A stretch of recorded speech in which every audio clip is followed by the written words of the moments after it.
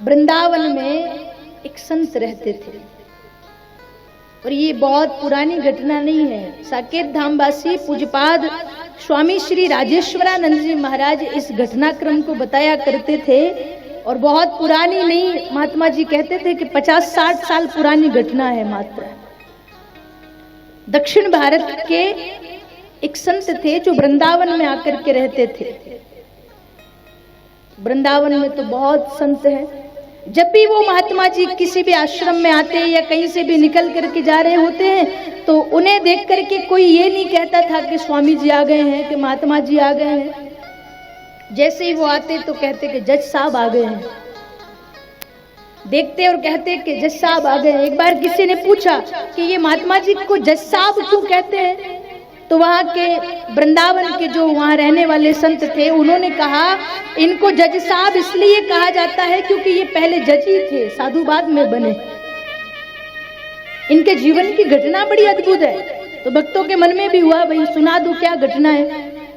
तो संत ने कहा कि इनका जन्म दक्षिण भारत में हुआ। दक्षिण भारत में किसी कस्बा निवास में ये जज के पद पर थे। इन्हीं के आसपास एक बड़ा सीधा साधा सा भक्त रहता था, जात से केवट था, बड़ा गरीब था, रघुनाथ जी का बहुत बड़ा भक्त था। उस भक्त के घर पे 2-3 बालक बालिकाएं थे। बिटिया जब बड़ी हुई, विवाह के योग्य हुई, तो विवाह करने के लिए रुपया पैसे की व्यवस्था कहीं बन नहीं पाई। तो उसके बालकों ने कहा कि जाओ हमारे गांव में जो सेठ जी है ना उनसे उधार लेकर के आ जाओ, हम अपनी बहन का ब्याह करवा देते हैं, उसके बाद बहन को विदा करके हम शहर जाएंगे पैसा कमाने, वहां से कमा करके लाएंगे और फिर ला करके सेठ जी का ब्याज सहित चुका देंगे। वो भक्त गया केवट और जाकर के सेठ जी से 200 रुपया उधार लाया। आज से 50-60 साल पहले 200 रुपया भी बहुत हुआ करते थे। और वहां पे उनके ब्याज की दर तय हो गई, भाई इतने रुपए प्रति सैकड़ा का ब्याज लगेगा। लेकर के आए 200 रुपए से उन्होंने अपनी बिटिया का विवाह किया, जो बन सका उतना धन दिया, बेटी को विदा किया। बेटी को विदा करने के बाद उन्होंने अपने दोनों बालकों को परदेश भेजा। दोनों बच्चे वहां से धन कमा करके लाए, जो भी रुपया पैसा था लेकर के सेठ जी के पास गए, ब्याज जोड़ करके ब्याज सहित सेठ जी का हिसाब किया। सेठ जी ने हिसाब होने के बाद में एक रसीद लिख करके दी और कहा कि ये पढ़ लो एक बार। वो तो बड़ा सीधा साधा अनपढ़ व्यक्ति, सेठ जी ने कहा कि क्या लिखा है इस पर्ची में, पढ़ लिया? तो कहा कि साहब मैं तो कुछ नहीं जानता, रघुनाथ जी जाने क्या लिखा है।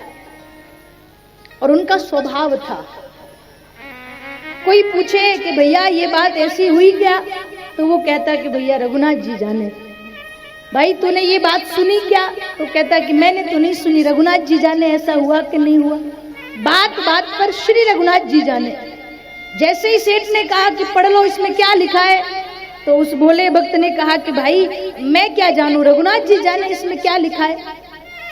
और जैसे ही बच्चे का भोला भाव होता है, इस प्रकार का भाव उस भक्त का देखा तो सेठ के मन में थोड़ा पाप आ गया।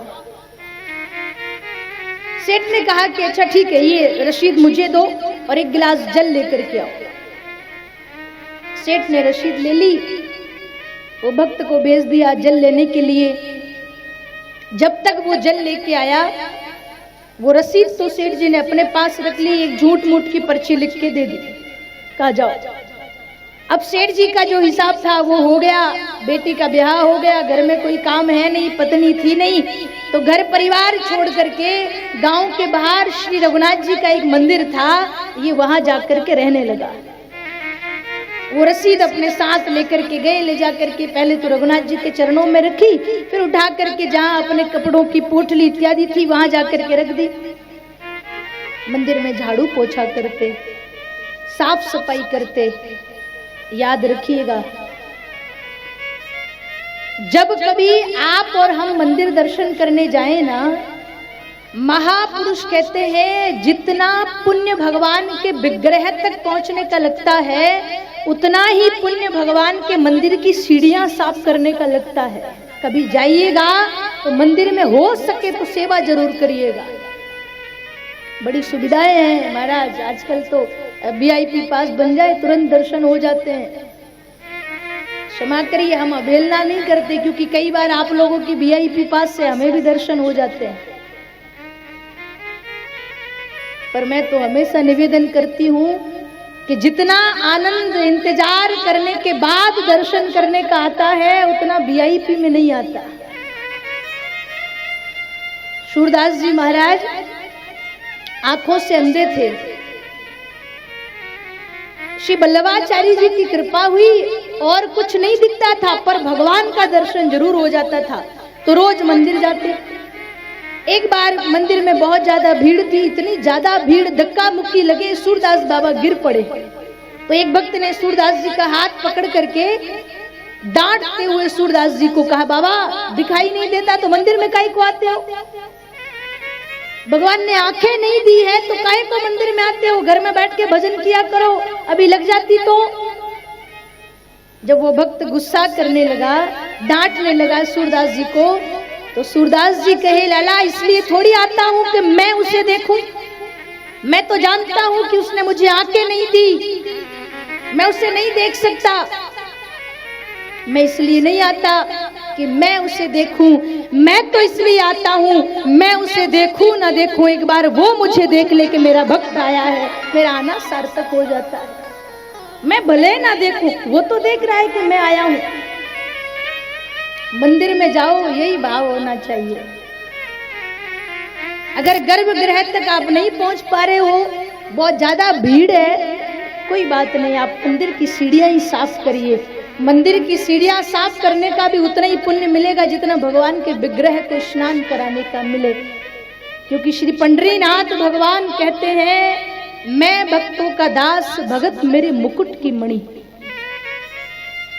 भक्त मेरे जहां पांव धरे वहां धरऊं मैं हाथ। भगवान अपने भक्तों से इतना प्रेम करते हैं कि जहां उनके भक्त चल कर के आए, अगर वो रास्ता भी हम साफ करें तो भी भगवान की कृपा हो जाती है।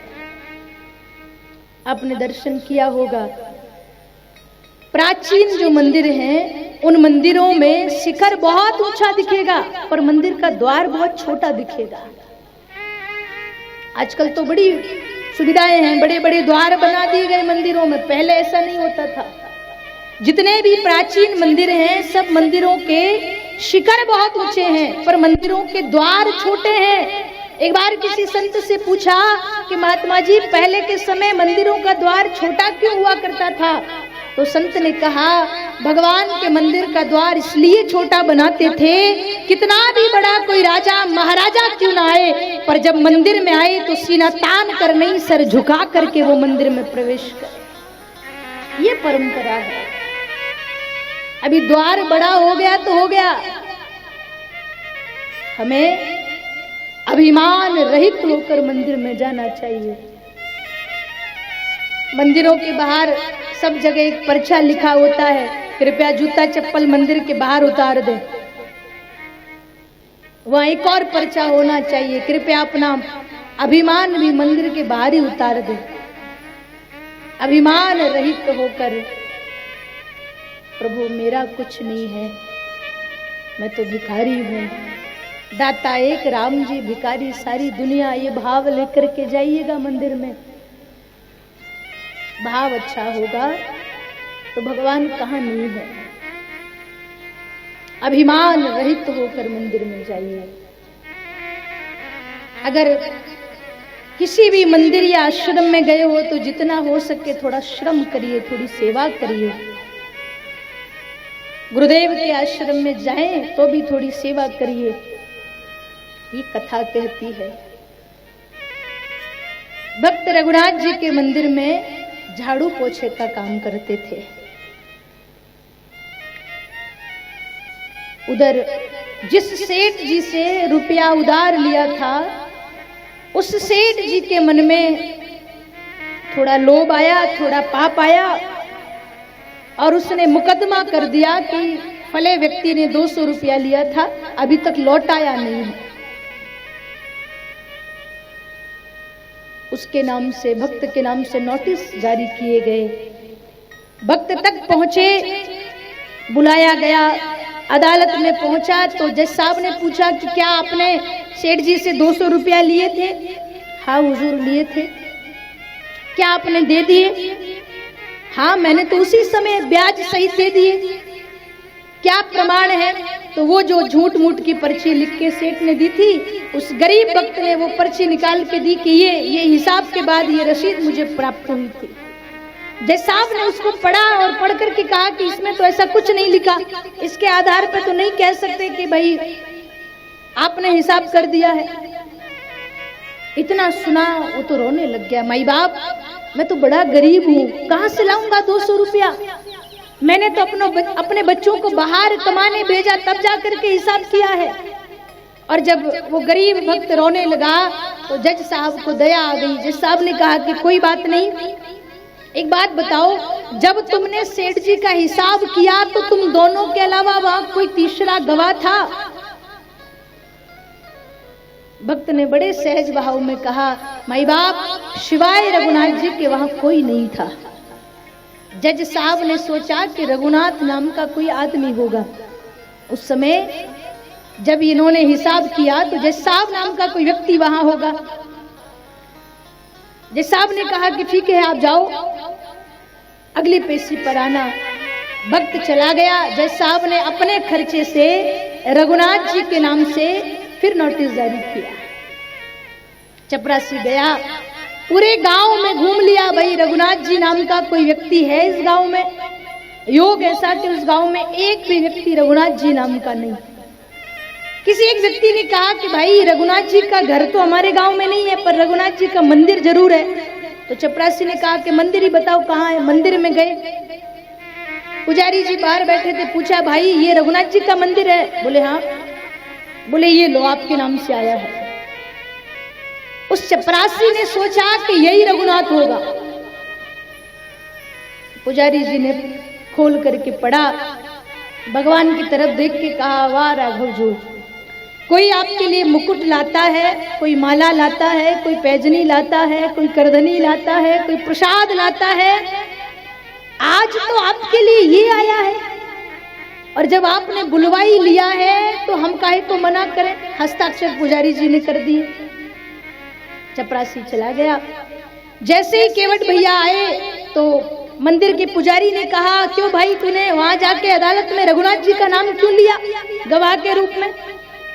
केवट ने कहा कि सब जगह होते हैं तो वहां भी होंगे, भगवान तो सब जगह है तो वहां भी होंगे, इसलिए नाम ले दिया। ठीक है, कल तुझे अगली तारीख है तेरी, कल जाना है, एक काम कर, आज ही तू अपने घर चला जा, तो कल जाने में देर नहीं होगी। केवट को तो घर भेज दिया। प्रातः काल सुबह सुबह पुजारी जी उठे, रघुनाथ जी को स्नान कराया। आज नई पोशाक पहनाई है कि मेरे भगवान अदालत में जाएंगे, आज बाहर जाएंगे। नई पोशाक पहना दी। सुबह सुबह का समय, जल्दी जल्दी हलवे का भोग बना करके लाए। भूखे मत जाइए, थोड़ा खा के जाइए। नम आंखों से पुजारी जी कहते, प्रभु जाइए जरूर, उसका आपके सिवा कोई नहीं है, आप पे बड़ा भरोसा करता है नाथ, जाइए जरूर। बार बार हाथ जोड़ते, नम आंखों से कहते, अब तो प्रसाद भी पा लिया, आप समय से पहुंच जाइए। उधर केवट भैया अदालत में पहुंचे, कटघरे में जाकर के खड़े कर दिए गए। जज साहब ने पूछा, तुम्हारा गवाह कहाँ है? केवट ने कहा, हुजूर यहीं कहीं होंगे। जज साहब ने सोचा कि साथ में आए होंगे और यहीं कहीं होंगे। चपरासी को कहा कि आवाज लगाओ। चपरासी ने आवाज लगाई, रघुनाथ हाजिर हो, रघुनाथ हाजिर हो, रघुनाथ हाजिर हो। जब तीसरी बार आवाज लगाई तो क्या देखा? चाल लटपटी सी एक वृद्ध की झुकी सी देह है, दुपटी फटी सी शीस बांधे धर धाए हैं, हाथ माए छड़ी पड़ी तुलसी की ही माल, माथे पर रोरी चारु चंदन चढ़ाए हैं, साहब के सामने विनीत चपरासी संग आज रघुनाथ जी गवाह बन आए हैं, आज रघुनाथ जी गवाह बन आए हैं। झुकी हुई देह है, एक वृद्ध व्यक्ति हाथ में लाठी लिए, गले में तुलसी की माला, मुख पर बड़ा तेज चंदन लगा हुआ है, चपरासी के साथ सामने आकर के खड़े हो गए। जय साहब ने पूछा, क्या आपका नाम रघुनाथ है? जी हाँ। क्या आप ही केवट के गवाह हैं? जी हाँ। बताइए, जब केवट ने सेठ जी के 200 रुपए ब्याज सहित दिए तो आप वहां थे? उन्होंने कहा कि हाँ मैं वहां था। क्या प्रमाण है, क्या सबूत है कि केवट ने इनका चुका दिया पैसा? उन्होंने कहा कि जो प्रमाण है वो तो सेठ के पास ही है। ये केवट पैसे लेकर आया, हिसाब किया, इन्होंने हिसाब की रसीद बना करके दी और इस भोले व्यक्ति का भोलापन देख करके सेठ के मन में पाप आ गया और वो रसीद इसने अपने रजिस्टर में रख ली और इस भोले भक्त को एक झूठ मूठ की रसीद बना करके दे दी। सेठ जी ने कहा, साहब ये झूठ बोल रहा है, ऐसा कुछ नहीं है। उन्होंने कहा, एक काम करिए, सेठ को यहीं पे रखिए, आपके चपरासी को भेजिए और इनके कार्यालय से रजिस्टर मंगवाइए। चपरासी गया, कार्यालय से रजिस्टर लेकर के आया, ला करके जज साहब को दिया और जज साहब ने जब रजिस्टर को खोला तो उसके भीतर वो रसीद मिल गई जिसमें लिखा था कि केवट ने मेरे 200 रुपए ब्याज सहित चुका दिए।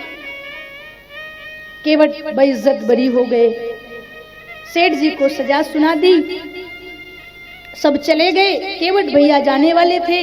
जज साहब अपनी कुर्सी से उतर करके केवट को पूछते हैं, अरे भैया रुको, ये रघुनाथ जी कहाँ रहते हैं? केवट ने बड़े सहज भाव से कहा, हुजूर वहीं रहते हैं जहां मैं रहता हूँ। अच्छा, तो तुम दोनों एक ही गांव में रहते हो क्या? अरे एक ही गांव की बात, हम एक ही जगह रहते हैं। अच्छा, एक ही घर में रहते हो? केवट ने कहा, एक ही घर में नहीं रहते, ये वो रघुनाथ जी हैं जिनका मंदिर है।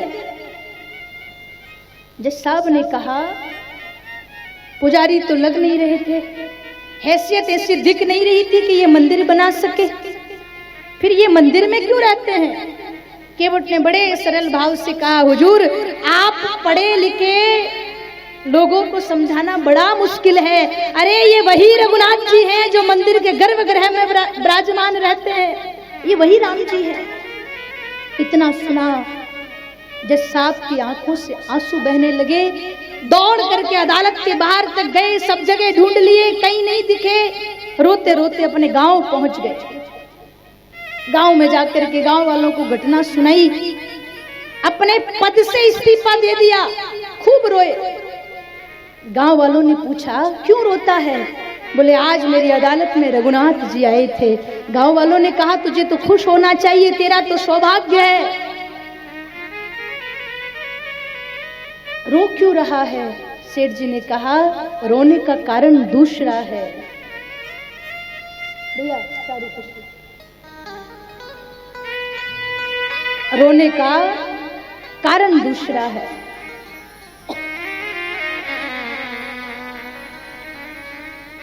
सुख सारद नारद, सुख सारद नारद, शेष गने सहु के नहीं ध्यान में आते रहे। सोही आज विनीत अदालत में केवटा के गवाह कहाते रहे। सोही आज विनीत। गांव वालों ने कहा, तुझे तो खुश होना चाहिए, दुखी क्यों होता है? वो भला कभी एक जगह रुकते हैं क्या कि तेरे पास रुक जाते? रोते हुए जज साहब ने कहा, भाई रोने का कारण दूसरा है। सुख धोके हूँ तरस